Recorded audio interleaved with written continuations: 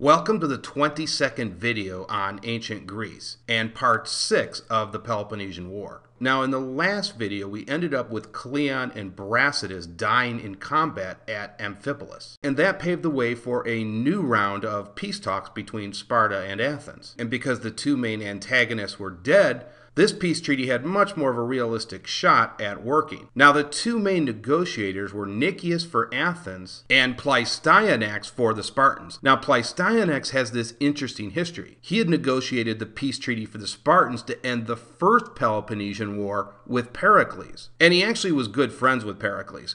But when he returned to Sparta, the Spartans were outraged that he signed that treaty. They felt they had the advantage over Athens, and so as a result, he was exiled for 2 decades, for almost 20 years. But at this point, he's back and he's doing what he likes to do. He's negotiating another peace treaty for Sparta. And so that's what occurs in 421 BC. Now the history books will tell us the peace treaty lasted from 421 to 414 BC. But there were some immediate problems with it. But by 418 BC, the peace treaty was actually in serious jeopardy. Now there were some immediate issues with the treaty, and we're going to go over those in a few slides. And we're going to talk about some of the terms of the peace treaty as well. And actually the Peace of Nikki is quite complicated because during this time, but especially during times of peace, there's always this never-ending set of treachery, double dealings, alliances and broken alliances and intrigue, and this is no different. This is a very complicated peace treaty because there's a lot going on in the background, so I will do my best to explain all of the nuances with it. And I should state right away that I believe Sparta and Athens really wanted to end this war. They had the best intentions,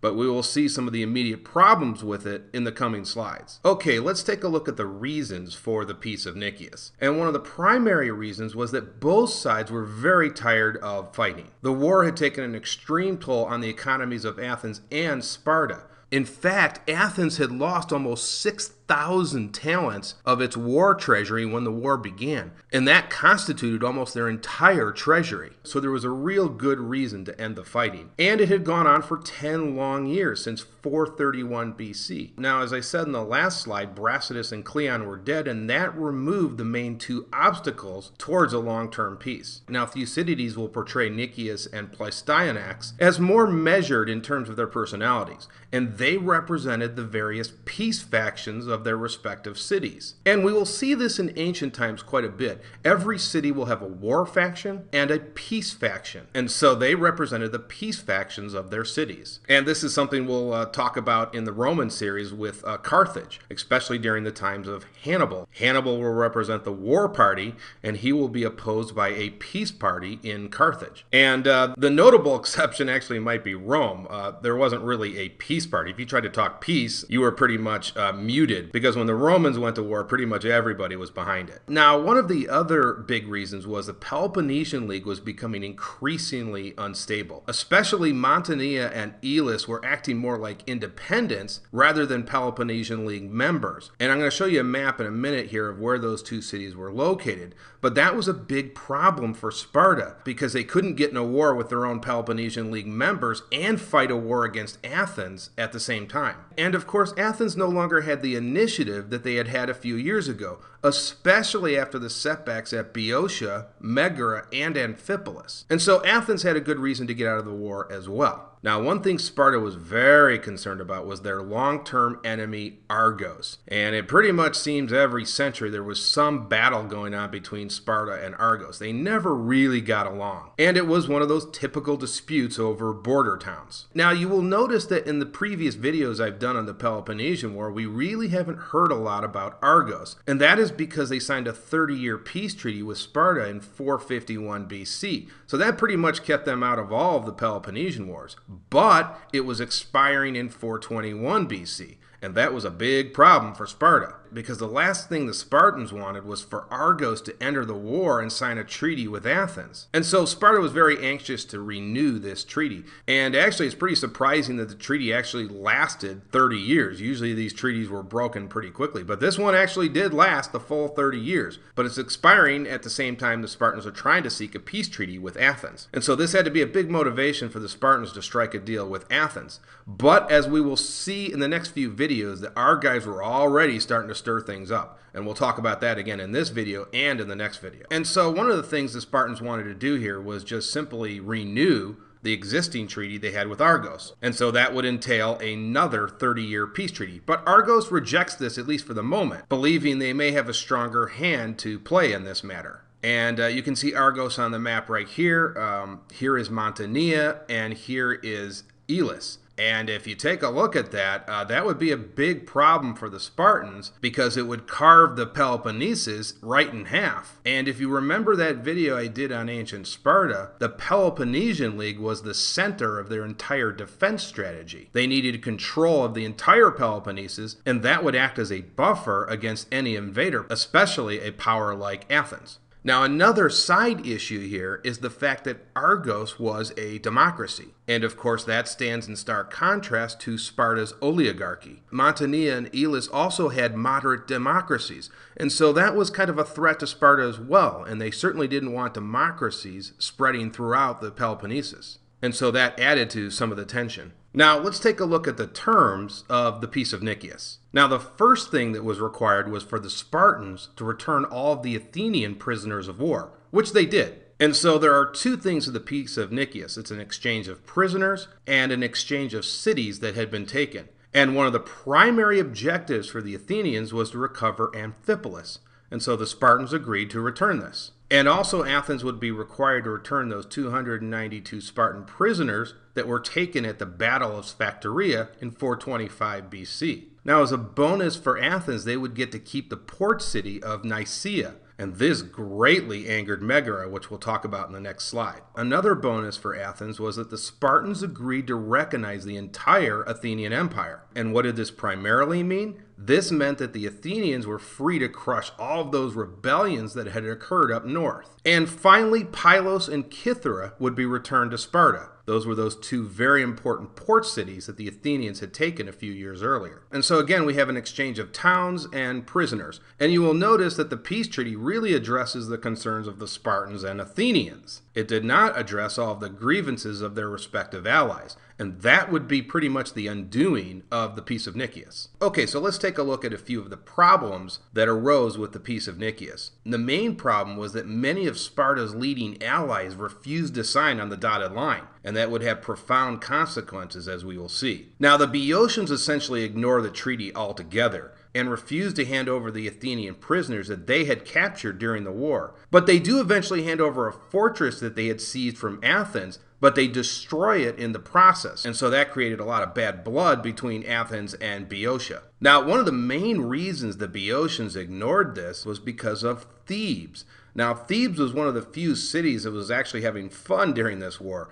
Now, Thebes, of course, was the main city in Boeotia, and they had used this war to consolidate most of the Boeotian territory, especially while Sparta and Athens were at each other's throats. So the war was a huge benefit to Thebes, so they had no real reason to end this war. Now, Megara, as I mentioned in the last slide, was furious over the fact that the Athenians were allowed to keep Nicaea. This had been their main port. The Corinthians also were irate at this treaty because Potidaea, which had been one of the main causes of the war in the first place, was restored to Athens. And Potidaea, as you see here in the Chalcidice, had always had this special relationship with the Corinthians. So they were outraged when Athens was allowed to get that city back. And adding fuel to the fire was the fact that the Corinthians saw Athens and Sparta having all of their cities restored, but they were losing cities. And so like Megara and Thebes, they simply reject the treaty outright. Elis also rejects it because they have an ongoing dispute with Sparta over a border town.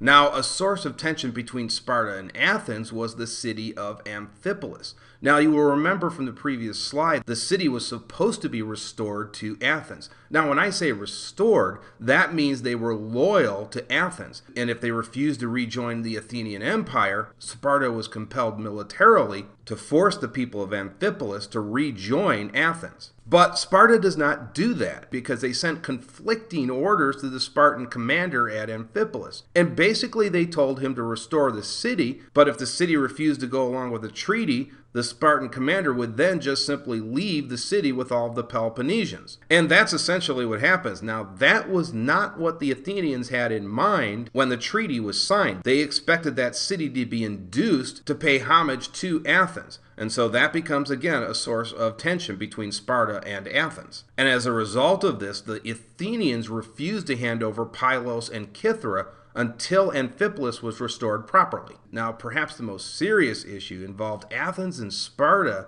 signing an individual defensive pact that was outside of the Peace of Nikki.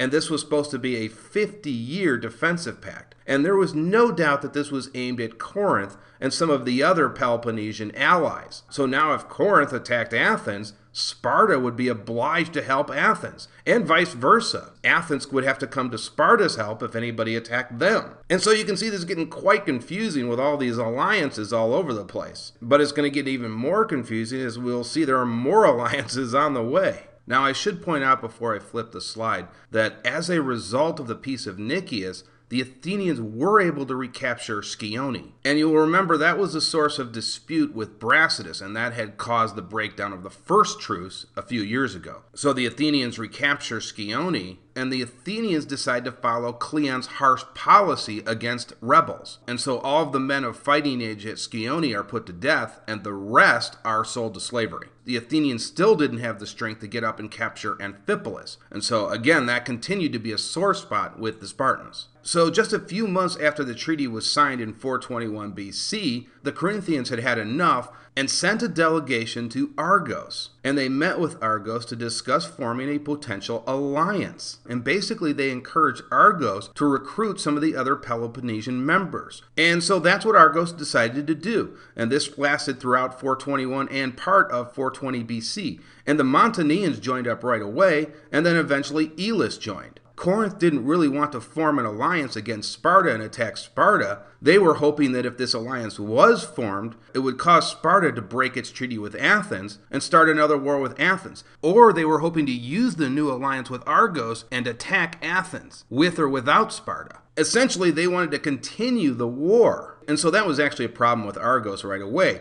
They both had separate agendas. Argos really did want to attack Sparta, but the Corinthians just wanted the Spartans to get back into the war with Athens. And so the Corinthians were kind of playing a cat and mouse game here. Even though they went through every effort to recruit many of the Peloponnesian members out of the league, but it was all designed to push Sparta back into the war, as I said. And the hope was that if the Spartans believed that Corinth might actually leave the Peloponnesian League, and the Spartans saw the rest of the Peloponnesian League revolting, that just might push the Spartans over the edge, and they would resume the war. But in order for the alliance to work, Argos really needed Megara and the Boeotians to join. And that doesn't happen. The Spartans actually gain a little ground when Tegea, Megara, and the Boeotians all refused to join in an alliance with Argos. And so that's a little bit of a boost to Sparta. Now, one of the questions to ask is, why is Corinth so desperate to resume the war against Athens? And the answer is that nobody had suffered more in the Peloponnesian War than Corinth. Their navy was annihilated by the Athenians, and many of their cities had also been seized by the Athenians. And so they had a typical Greek hatred for everything Athens. And so even though the peace treaty might have benefited them and allowed them to rebuild, they chose to try to undermine the treaty whenever and wherever they could. And if they were going down, they were going to take Athens with them. Now, the Thebans do something interesting here. They actually form a peace treaty with Athens, and it's only a 10-day ceasefire. Now, that's interesting. It's only 10 days. So I find it interesting that the Thebans and the Athenians could only agree to a ceasefire for 10 days. So that ought to give you an idea of the tension that existed between Athens and Thebes. And then it gets a little bit bizarre. The Corinthians asked Thebes to get them the same 10-day truce with Athens. Now that's a little strange because the Corinthians are already a member of the Peloponnesian League. So it's likely the Corinthians again were trying to scare the Spartans into re-entering the war. Now Athens basically rejects the request of the Corinthians. And they tell the Corinthians that you guys already have a treaty with us because you are part of the Peloponnesian League. And we have a peace treaty with Sparta. So that's kind of a little bit of a slight at the Corinthians. And Athens, once again, is in the business of disrespecting Corinth. And disrespect in the ancient world is a very dangerous thing, especially in Greece. If you disrespect somebody, they basically remember it for centuries. And as we talked about before in previous videos, honor and respect are everything to the Greeks. Now, the Spartans decide not to wait around for this new alliance that Argos has formed. They go on the attack, and they are able to destroy some of the Mantinean forts in the north, and they are also able to place a garrison in one of the towns they had a dispute with Elis over. Now, you will remember a few slides ago that the peace parties in both Athens and Sparta had gained some traction in 421 BC. But in 420 BC, the war parties in both Athens and Sparta started to get some of their momentum back. And in Sparta, there are two efforts that are pushing for war. They want to resume the war now that those Spartan hostages were returned to Sparta. And the first thing they want to do is go attack Pylos and then hammer Argos. Now, this was the very thing that Cleon had warned the assembly about, that if Athens returned those hostages, there would be no motivation for Sparta to maintain the peace treaty. And of course, Cleon was dead at the time the hostages were returned, so there really wasn't enough opposition in Athens to stop that part of the treaty. Now, as I mentioned in the last slide, several members of the Peloponnesian League refused to join the new alliance that Argos was forming. And one of the main reasons was that they did not want to anger Sparta. And so this left Argos in a very precarious position, because now they could face the combined assault of both the Spartans and the Athenians, especially if their alliance went to war with Sparta. Because the Athenians had that defensive pact with Sparta, they would be obliged to come and assist Sparta in any war that occurred with Argos. So Argos now desperately needed to form an alliance with either the Spartans or the Athenians, and we will get to that in the next video. But one thing the Spartans do accomplish is they form an alliance with Boeotia, and this greatly angered the Athenians. And this would pave the way for a new leader to emerge and a rival to Nicias, and his name was Alcibiades. And he is one of the great figures in ancient Greek history. And we will get to him and the further breakdown of the Peace of Nikki in the next video.